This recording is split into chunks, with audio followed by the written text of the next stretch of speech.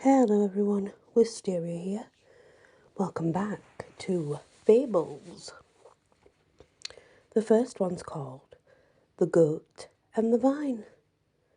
A goat was straying in a vineyard and began to browse on the tender shoots of a vine, which bore several fine bunches of grapes. "What have I done to you," said the vine, "that you should harm me thus? Isn't there enough grass for you to feed on? All the same, even if you eat up every leaf I have and leave me quite bare, I shall produce wine enough to pour over you when you are led to the altar to be sacrificed." Interesting. The two pots. Two pots, one of earthenware and the other of brass, were carried away down a river in flood. The brazen pot urged his companion to keep close by his side, and he would protect him. The other thanked him, but begged him not to come near him on any account. "For that," he said, "is just what I am most afraid of. One touch from you, and I would be broken in pieces." And the lesson in that is equals make the best friends. The next is called The Old Hound. A hound who had served his master well for years and had run down many a quarry in his time, began to lose his strength and speed owing to his old age. One day, when out hunting, his master started a powerful wild boar and set the hound at him. The latter seized the beast by the ear, but his teeth were gone and he could not retain his hold, so the boar escaped. His master began to scold him severely, but the hound interrupted him with these words: "My will is as strong as ever, master, but my body is old and feeble. You ought to honour me for what I have been, instead of abusing me for what I am." That is so true. And I think that's a very important lesson indeed. The Clown and the Countryman. A nobleman announced his intention of giving a public entertainment in the theatre and offered splendid prizes to all who had, well, any sort of novelty or trick or entertainment that they might want to bring and show him, for he would exhibit this at the performance.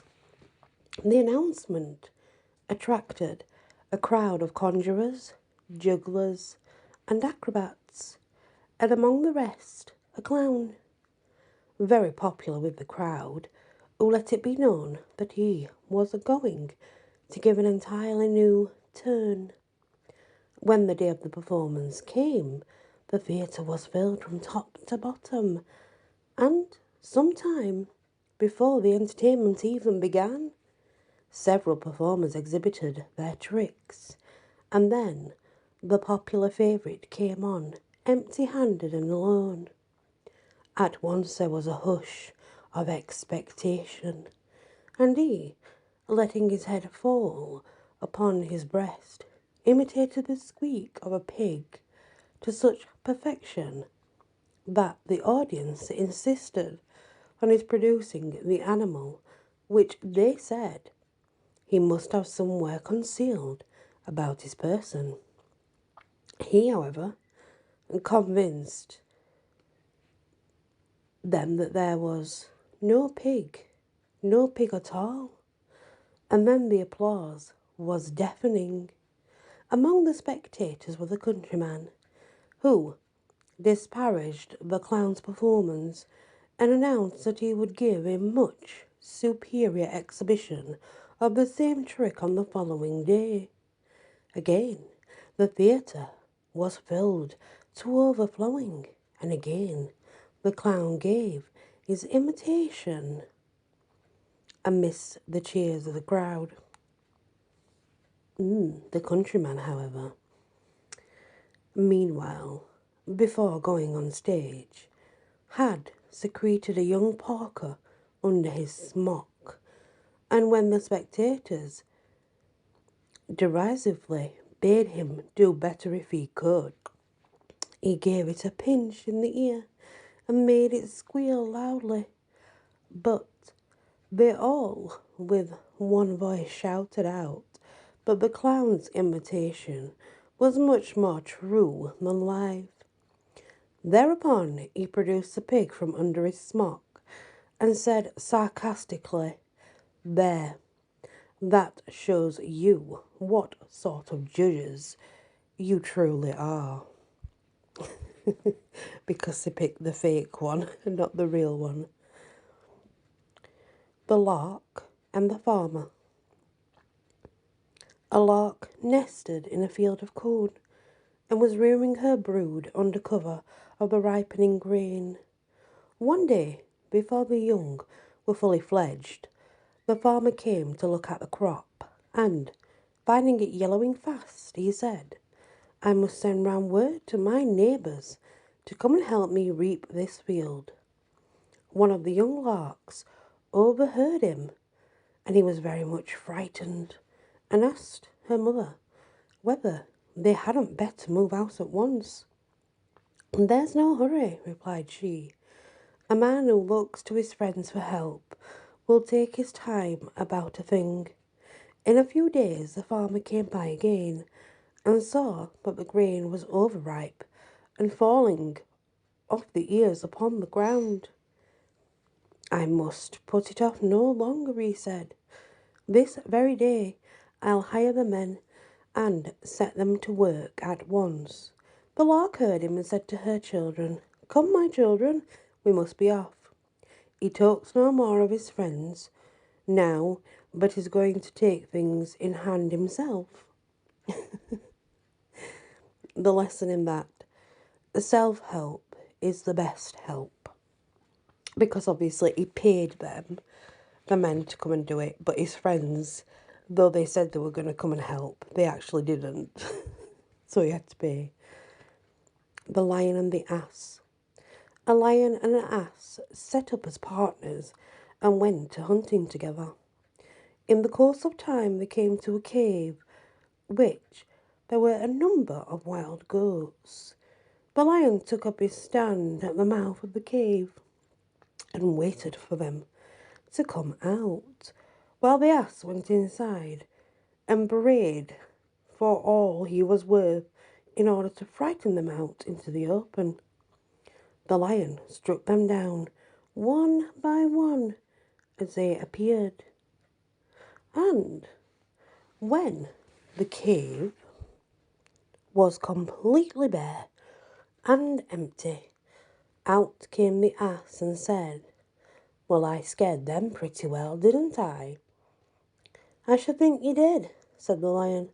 "Why, if I hadn't known you were an ass, I should have turned and run myself."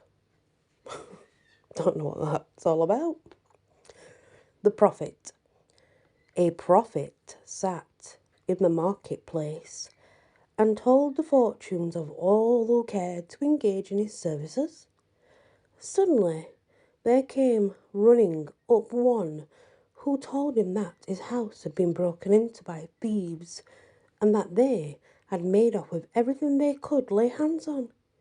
He was up in a moment and rushed off, tearing his hair and calling down curses on the miscreants. The bystanders were much amused, and one of them said, our friend here professes to know what's going to happen to others, but it seems he's not clever enough to perceive what's in store for himself." The Hound and the Hare. A young hound started a hare, and when he caught her up, would at one moment snap at her with his teeth, as though he were about to kill her, while at another he would let go his hold and frisk about her, as if he were playing with another dog. At last the hare decided to say, "I wish you would show yourself in your own true colours. If you are my friend, why do you bite me? If you are my enemy, why do you play with me?" And the lesson in that is, he who is no friend, who plays double. He who is no friend, who plays double. I'm sure some of you will understand that. Not everybody will, but most of you will.